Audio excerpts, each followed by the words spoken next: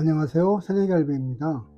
한국 맨발 걷기의 대부 박동창 회장에 져서 맨발로 걸어라는 맨발 걷기의 치유 이론과 효과에 대한 일종의 이론서입니다.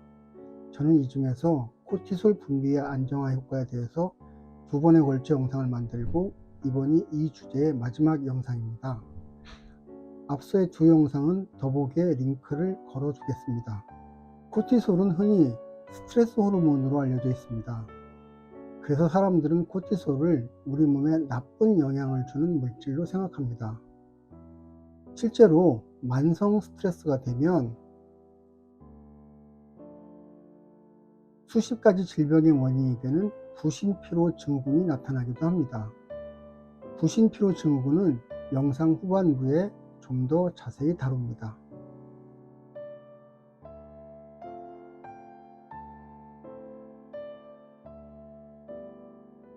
맨발 걷기가 코티솔 분비를 안정화시킨다는 말은 맨발 걷기가 스트레스에 대해 다른 반응을 만들어낸다는 뜻이기도 합니다. 이것은 또한 맨발 걷기가 코티솔 대신 다른 호르몬을 분비시킨다는 말일 수도 있습니다. 이 개념은 정말 아주 중요합니다. 지난번 영상에서 저는 스트레스 반응에 도전 반응이라는 것이 있다는 내용을 소개했습니다. 도전 반응이란 외부의 스트레스에 대해 우리 몸이 해볼만하다 라고 판단을 내린 스트레스를 말합니다. 이와 관련해 아주 재미있는 실험이 있었습니다. 콜롬비아 대학교 행동연구학자 엘리아 크롬 박사는 사람의 믿음이 건강에 어떤 영향을 미치는지 실험했습니다. 크롬 교수는 호텔에서 객실 청소부로 일하는 사람들 대상으로 건강 검진을 실시했습니다. 대상 호텔은 모두 7개였습니다. 청소부들은 시간당 300칼로리 이상을 소모할 정도로 아주 힘든 일을 하고 있었습니다. 이것은 프로 운동선수들이 고된 훈련을 할 때와 비슷한 칼로리 소모량이었는데, 그럼에도 불구하고 이들은 일반 사무직 직장인들의 몸무게나 허리 둘레와 별반 차이가 없었습니다. 크롬 교수는 호텔을 청소하는 것이 운동선수들의 운동처럼 유익하다는 포스터를 만들었습니다. 여기에 청소 행위 하나하나가 어느 정도의 운동 효과가 있는지를 상세히 담았습니다. 크롬 교수는 이 포스터를 7개의 호텔 중 4개에만 붙였습니다. 얼마 후 다시 건강검진을 실시했는데 포스터를 붙인 4개 호텔의 객실 청소부들은 허리둘러와 체지방이 줄었습니다. 이에 반해서 포스터를 붙이지 않은 호텔의 청소부들은 전혀 변화가 없었습니다. 이것은 포스터를 붙인 호텔의 객실 청소부들만 더 건강해졌다는 것을 뜻합니다. 이것은 같은 스트레스를 청소부들이 서로 다르게 받아들였다라는 것과 그 결과 몸의 반응이 다르게 나타났다라는 것을 뜻합니다.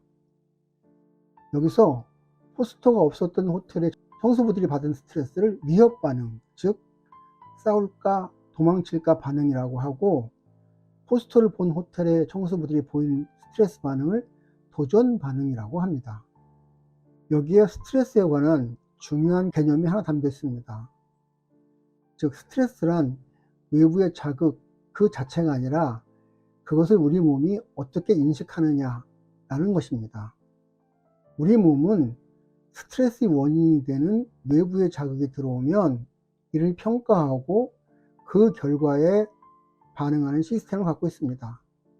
즉 순간적으로 발생, 질문, 평가, 반응의 단계로 스트레스가 진행됩니다. 이 내용은 지난번 영상에서 비교적 자세히 설명했으므로 그 영상을 참고하시기 바랍니다.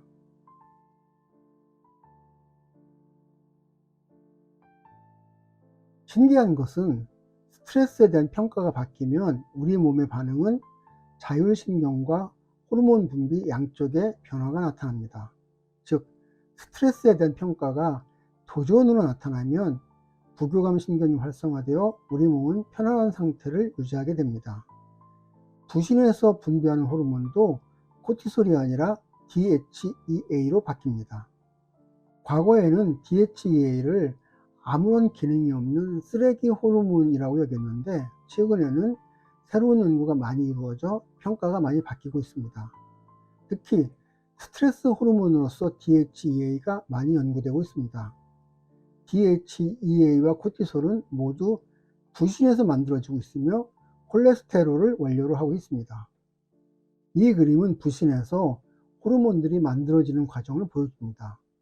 그림에서 보듯이 코티솔이나 DHA 모두 콜레스테롤이 원료입니다.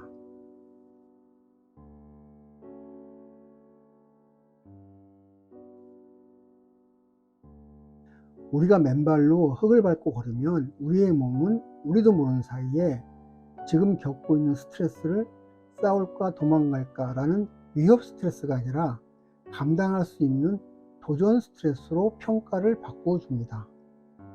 이에 따라 호르몬도 코티솔이 아니라 DHEA가 분비됩니다. 코티솔이나 DHEA나 모두 우리 몸에 없어서는 안 되는 중요한 호르몬입니다. 다만 이들 호르몬의 피 속의 농도가 너무 많거나 부족할 때 문제가 됩니다. 최근에는 피 속의 코티솔과 DHEA 비율이 매우 관심 있게 연구되고 있습니다.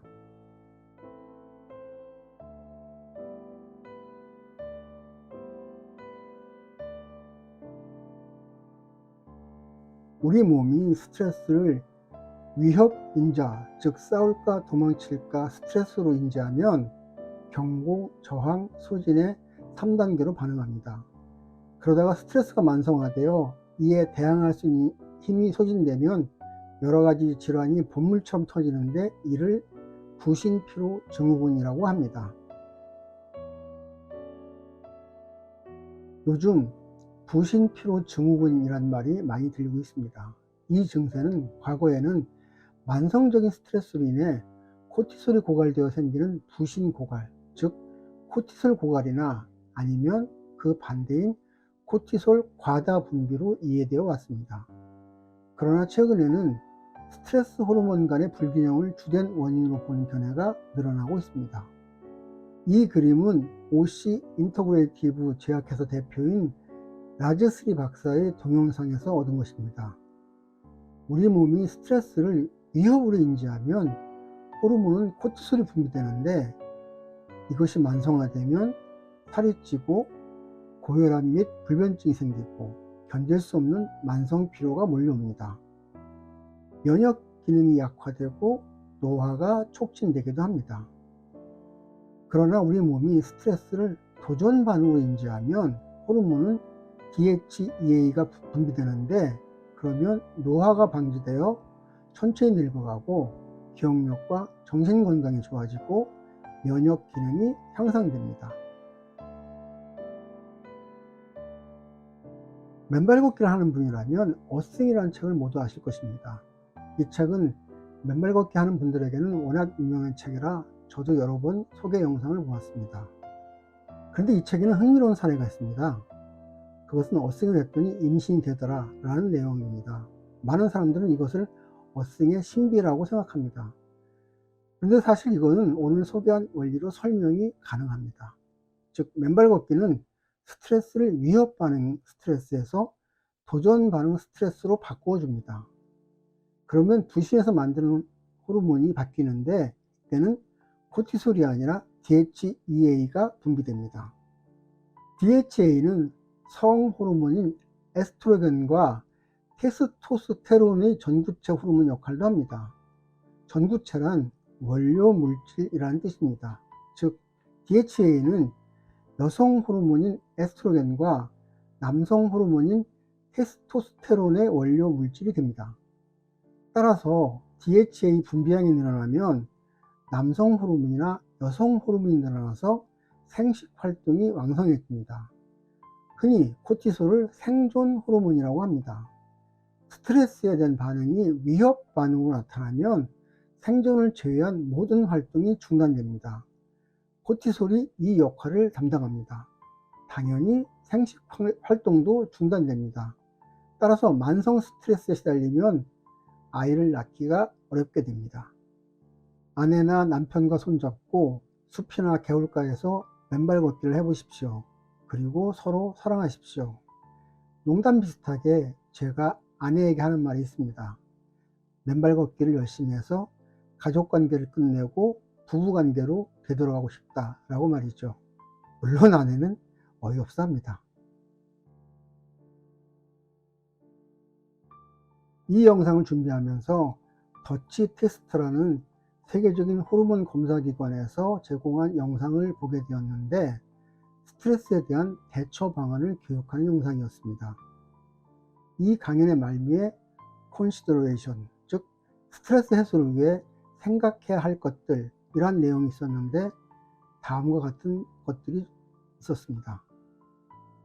호흡, 명상, 각종 허브 식물 및 영양소, 햇빛 쬐기, 하루 동안 생물학적 주기의 균형 유지하기, 즉 낮에는 깨어있고 밤에는 잠자기, 삶이나 일의 우선순위 다시 정하기, 근육 키우기, 애완동물이나 동반자, 가족, 친구 안아주기, 잔디, 모래, 바닷가에서 맨발 걷기. 이 내용은 한 가지만 제외하면 국내에 나와 있는 대부분의 스트레스 해소 방법과 크게 다르지 않습니다. 그런데 그 한 가지가 제가 제일 부러웠던 것입니다. 바로 마지막 항목으로 주어진 맨발 걷기입니다. 원문에는 그라운딩으로 적혀 있었습니다. 미국에서는 그라운딩과 어싱은 같은 의미로 쓰입니다. 이것은 미국의 주류 의학계에서 맨발 걷기를 이미 하나의 치료활동, 즉 치료의 동반자 중 하나로 취급하고 있다는 것입니다. 제가 정말 바라는 것이 이것입니다. 저는 맨발 걷기가 운동이나 요가 또는 물리치료처럼 지금 주류 의학에서 인정하는 치료의 한 영역으로 자리매김했으면 하는 바람을 갖고 있습니다. 저는 그날이 반드시 오기는 할 터인데 하루라도 빨리 왔으면 좋겠다 라는 바람을 갖고 있습니다.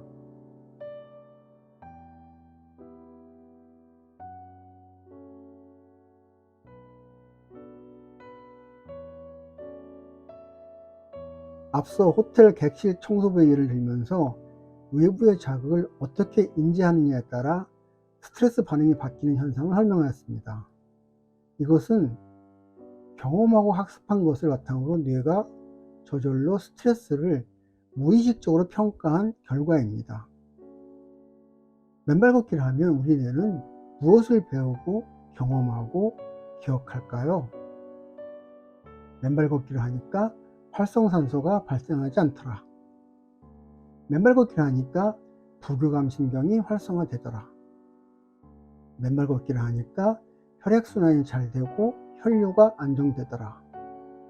맨발 걷기를 하니까 뇌파가 안정되고 알파파가 증가하더라. 우리 뇌는 이런 것들을 경험하고 그리고 학습합니다. 그러면 우리 뇌는 어떤 결정을 내릴까요? 맨발 걷기를 하면 코티솔이 아니라 DHA를 분비하자. 이것이 뇌의 결정 아닐까요? 여기서 더 중요한 사실이 하나 더 있습니다. 학습은 반복되면 더욱더 단단한 지식이 됩니다. 즉 맨발 걷기를 하면 할수록 싸울까 도망갈까 스트레스가 도전 스트레스로 바뀐다는 것을 뇌는 더욱더 많이 학습하게 됩니다. 따라서 그 효과는 거듭될수록 더욱더 커져가게 될 것입니다. 맨발 걷기에 관한 여러 가지 원리를 공부하면서 이번에 또 하나의 커다란 발견을 하였습니다. 이것이 네 번째인데요. 그것은 맨발 걷기가 스트레스를 해결해 준다는 것이었습니다. 사람들은 흔히 스트레스를 만병의 근원이라고 말합니다. 지금까지 저는 맨발 걷기가 해결하는 만병의 근원을 3개 찾았습니다. 그것은 활성산소와 혈관 건강, 그리고 비만이었습니다. 여기에 스트레스까지 더하면 맨발 걷기는 만병의 근원이 되는 4가지를 해결해 주고 있는 셈이 됩니다.